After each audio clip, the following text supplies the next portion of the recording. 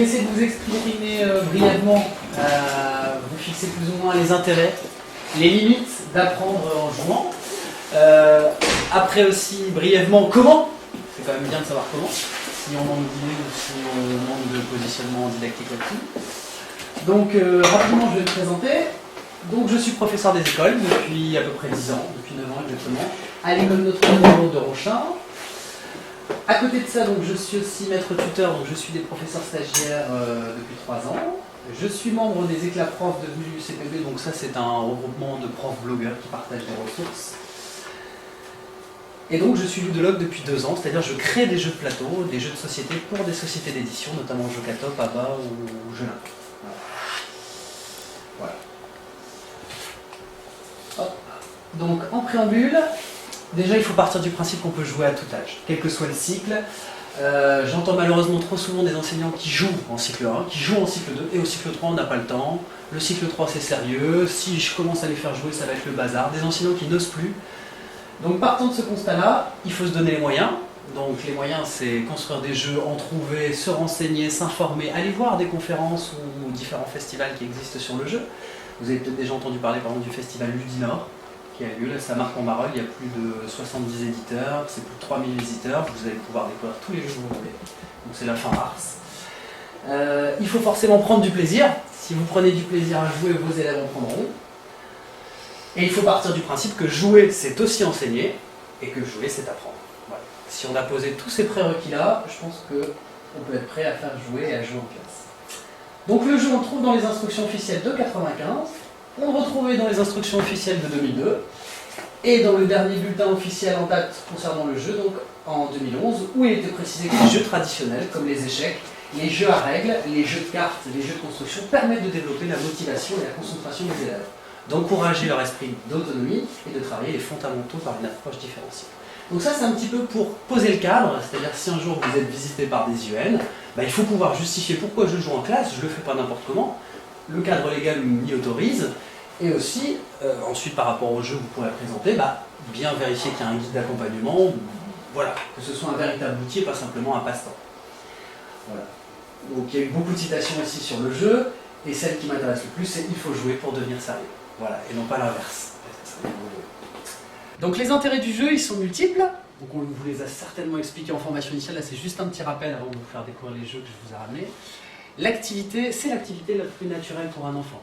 Un enfant qui passe 24 heures avec vous par semaine et avec lequel vous n'avez pas joué, c'est un enfant qui risque de s'ennuyer, nécessairement. Et c'est l'activité dans laquelle il va rentrer plus facilement. S'il y a plaisir des enfants, il y aura plaisir des intervenants, que ce soit vous, en tant qu'enseignant, ou que ce soit les éventuelles personnes que vous aurez fait intervenir dans vos classes. Ça va pouvoir favoriser une mémorisation accrue. Ce que j'ai travaillé en classe par des exercices de structuration en découvrant des leçons, si je les réapplique, si je les réinvestis à l'intérieur d'un jeu ou dans l'intégrité d'un jeu, je vais d'autant plus les mémoriser.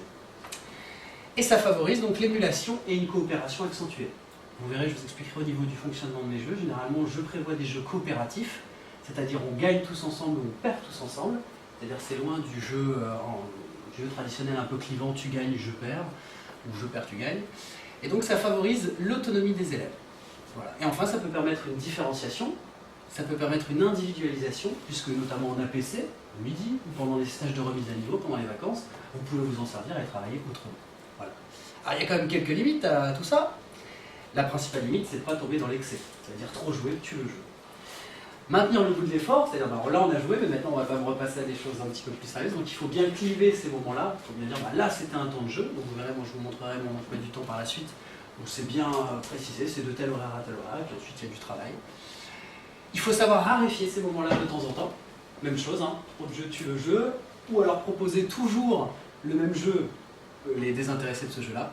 Savoir garder le cap et les objectifs, c'est-à-dire on joue, mais moi je suis enseignant, je ne suis pas dans la posture de l'enfant, même si je suis en train de jouer avec eux, il faut bien que j'ai l'objectif qui soit en tête, ou les objectifs.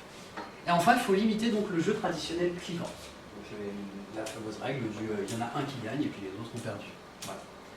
Et enfin, donc renouveler, varier pour éviter le décrochage. Si vous présentez toujours le même jeu toute une année, les 2-3 premières séances ils vont accrocher, ils vont être à fond, et à la 3-4e séance, ils vont vous dire oh non, le jeu c'est bon. Voilà. Et enfin, fixer et maintenir un cadre serein. Voilà, donc ça c'était pour fixer un petit peu le cadre. Voilà ce qui nous intéresse le plus, comment jouer en classe. Donc on peut jouer en grand groupe classe. C'est pas forcément des jeux en petits groupes. Alors ce que vous avez devant vous, c'est ce qu'on appelle des jeux de plateau. C'est un peu sur le modèle des jeux de société traditionnels que vous avez connus. Mais il existe aussi, que ce soit sur mon site à moi ou sur le site de plein d'autres collègues, des jeux auxquels on peut jouer tous ensemble, qu'on appelle des jeux de tableau. Donc ça peut être des jeux de cible comme ça, où vous allez proposer à des enfants de faire les archers, de venir déposer des petites flèches sur la cible, et ensuite de lancer ce défi calcul à un copain. Ça peut être le jeu ici des entonnoirs au nombre, où grosso modo ça fonctionne comme un arbre de calcul avec des soustractions. L'enfant vient écrire au Véleda, donc là je l'ai mis un petit peu haut, mais vraiment c'est très bas.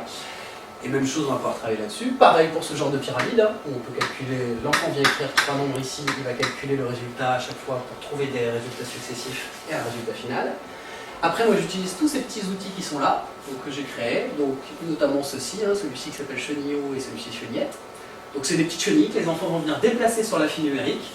Et ensuite, donc, pour travailler la notion d'encadrement de nombre, ils devront dire à un copain, bah voilà, regarde où j'ai placé Chenillette, réécris-moi le nombre et l'encadrement de ce nombre. Voilà. Après, je joue régulièrement aussi avec ces petits personnages-là, qui sont donc des petits animaux qui vont sauter de 2 en 2 ou de 5 en 5 sur la file des nombres. Je joue régulièrement avec ce bus, j'en ai 5-6 en classe, avec une grande file tout au long du tableau. Donc les enfants viennent placer leur petit bus, avec leurs petites photos sur le bus, et pareil, ils posent la question à un copain, quels sont les nombres qui sont cachés par le bus roule dingo. Voilà. C'est des exemples, mais il en existe des centaines, librement téléchargeables. Tout à l'heure, je vous donnerai plein de liens. Donc n'hésitez pas à aller sur internet, choisissez vos jeux, cherchez les compétences que vous voulez faire travailler, et à côté de ça, bah, après il y a plein de manières rigolotes. Voilà. Donc là par exemple, moi je travaille la notion de droit de gradué, je n'introduis pas le terme, à BCP je leur parle de l'échelle des pompiers. Et donc ils ont des petits pompiers qui viennent placer comme ça, il y en a un copain, je leur distribue chacun un petit pompier, vas-y va nous placer le premier, et les autres attention, on va venir placer son pompier au bon endroit en fonction du copain. Et donc ils s'amusent comme ça, ils peuvent jouer 10-15 minutes autour de ça. Et là, de rien, on a travaillé la connaissance de la file numérique, on a travaillé les ordres de grandeur, on a travaillé placer des nombres sur une droite graduée. Sans avoir jamais dit que c'était une droite graduée ou que c'était un exercice. C'est un jeu. Voilà. Pareil avec quand on veut travailler tout ce qui est addition-soustraction, j'ai des petites tirelires comme ça, avec mamie qui va venir nous ajouter de l'argent, avec le voleur qui lui par contre va venir nous en dérober. Donc on peut travailler les notions d'addition, de soustraction, de retrait puis d'ajout. Donc après, notamment dans les résolutions de problèmes, les enfants seront habitués comme ça à jongler. Bah, je peux faire à la fois une addition et une soustraction pour arriver à un résultat final.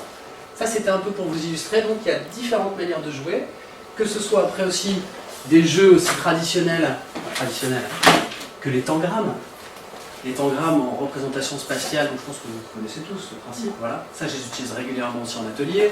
On peut jouer, malheureusement, c'est plus trop utilisé en classe avec des bouliers. Et ça, vous en trouverez sur toutes les brocantes, dans les braderies, etc. C'est dérisoire. Voilà. Après, vous avez des éditeurs qui font tous des jeux de cartes comme ça. Par exemple, celui-ci, c'est Siladingo, donc ça peut se jouer comme des jeux de cartes Mistigris, le jeu de Mistigris, le jeu de la bataille, etc. Sauf que c'est des syllabes. Même chose pour Conjugi Dingo. Donc ça, c'est un éditeur avec lequel je travaille, qui fait des petits formats comme ça. Ça prend pas de place, c'est au format de l'enfant, ça peut même être mis dans une poche. Voilà. Donc il faut vraiment vous enlever toute barrière, vous dire je peux jouer avec tout, même avec des choses de récupération, même avec des outils gratuits, tout ce que vous avez sur les tables c'est gratuit, c'est libre sur mon site, vous pouvez tout télécharger. Voilà. Alors, bien évidemment, il faut aussi ouvrir les portes de sa classe. Ce n'est pas votre classe, ça n'est qu'un local qui vous est attribué, ça n'est pas vos élèves, ce sont des élèves qui vous ont été confiés. Donc moi j'ouvre très régulièrement les portes de ma classe aux parents, aux grands-parents, ce que j'appelle les adultes connexes aussi, dont je vais vous parler, avec des jeux donc choisis et adaptés, en co-intervention. Si vous avez la chance d'avoir un maître E dans votre école ou un post-grade, RAD, faites-les intervenir dans vos classes. Divisez vos groupes classes en 2 groupes, faites des jeux. Et en réservant des plages horaires dans l'emploi du temps. Il faut vraiment que ce soit balisé, que les enfants aient des repères. Moi j'ai un grand emploi du temps dans ma classe, les enfants savent qu'est-ce qu'on fait, à quelle heure, etc. Ça leur donne des repères et ils savent. Et enfin, il faut aménager l'espace. Je suis arrivé ce matin, j'ai vu cet espace c'était 5 rangs d'oignons, j'ai tout bougé, j'ai fait des îlots. Voilà.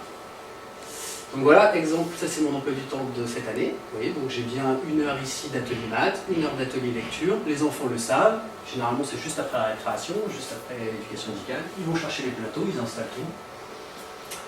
Voilà. Hop. Donc autour d'un enfant, vous avez ses parents, ses grands-parents maternels, ses grands-parents paternels, et donc ce que j'appelle les adultes connexes, c'est-à-dire il y a parrain, il y a tata, il y a tati, il y a maminou qui peut être une adulte, il y a éventuellement le grand frère et la grande sœur. Ça fait autant de personnes que vous pouvez inclure dans la classe. Alors après, il faut pouvoir le faire, il faut savoir se mettre en retrait, fixer aussi les jalons.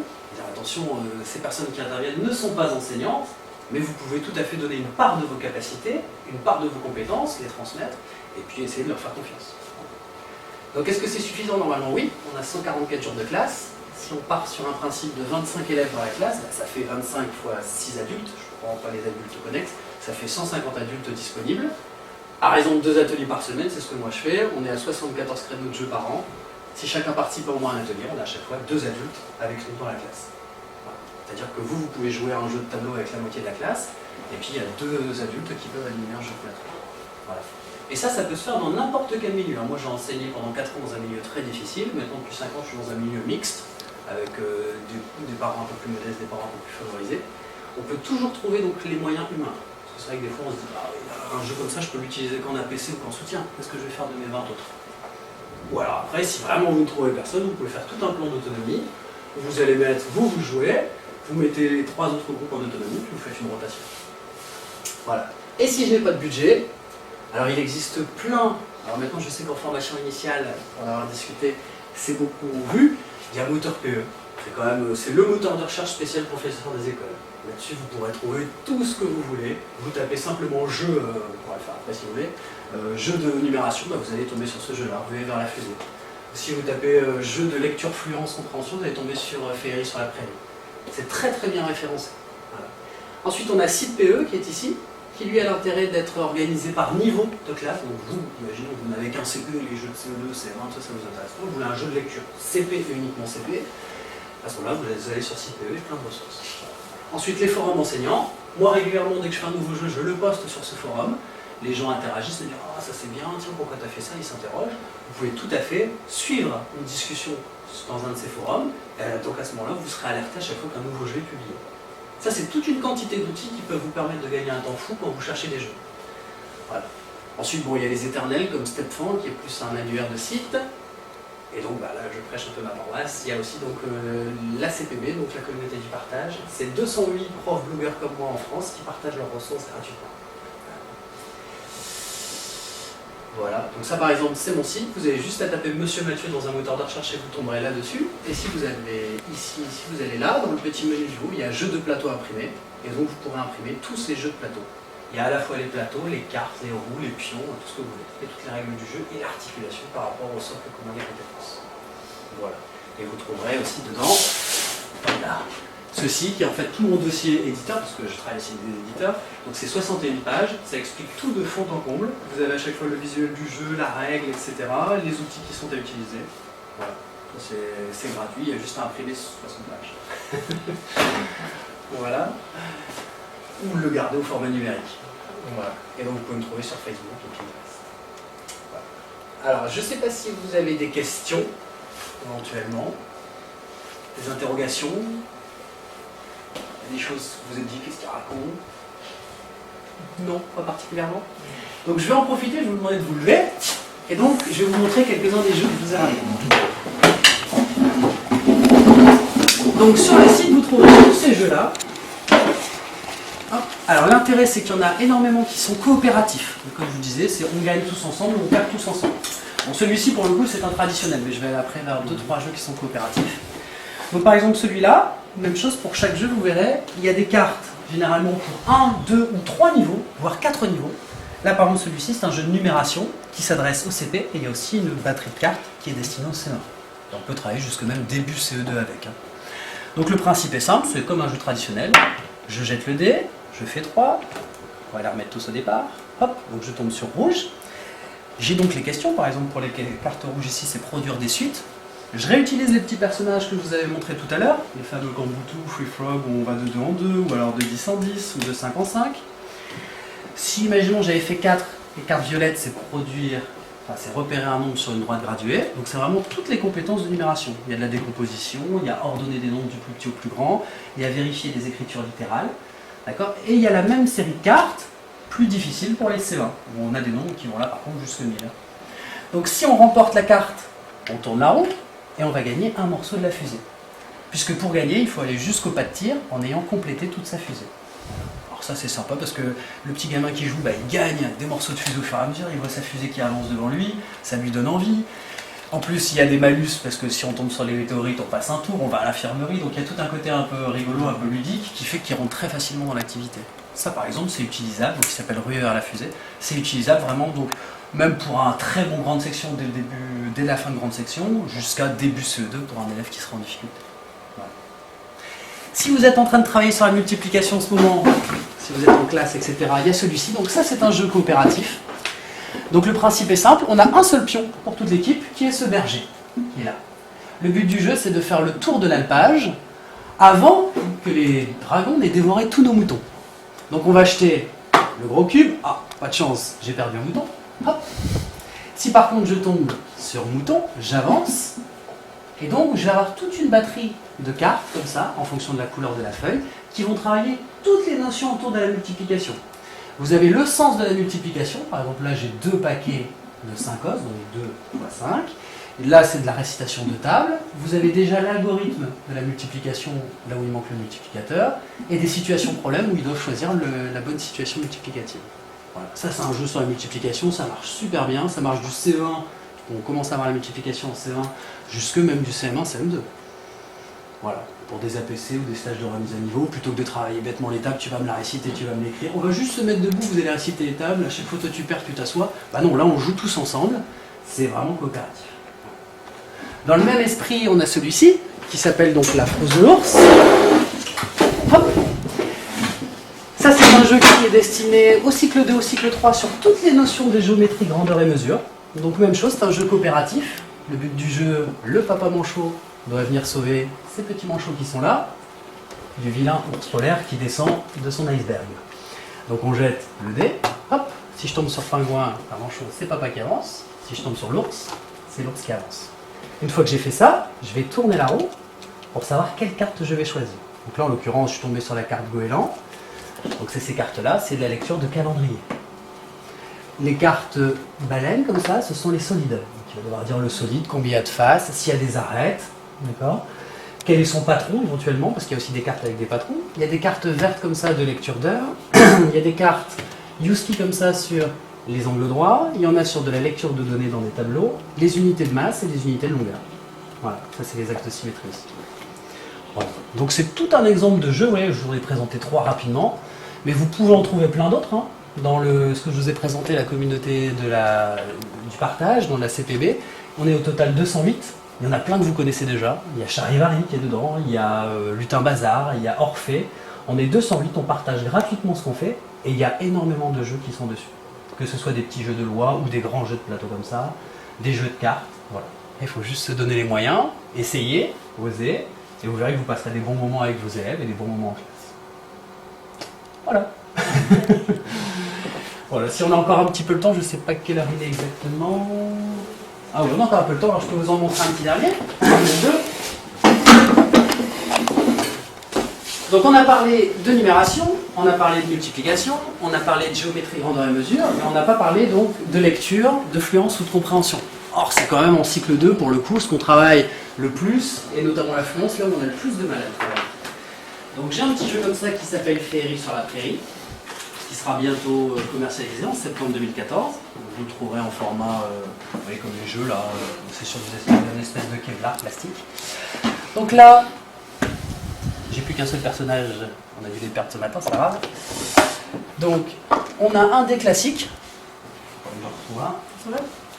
Non. Ah oui, les autres personnages sont là. Donc on a un dé classique. Le but du jeu, c'est de traverser la prairie, en évitant le malus des petits lutins qui nous font passer un tour, et d'arriver jusqu'à la reine des fées qui est là. Pour gagner, il faut avoir gagné une fleur de chaque fée que l'on va rencontrer dans la féerie.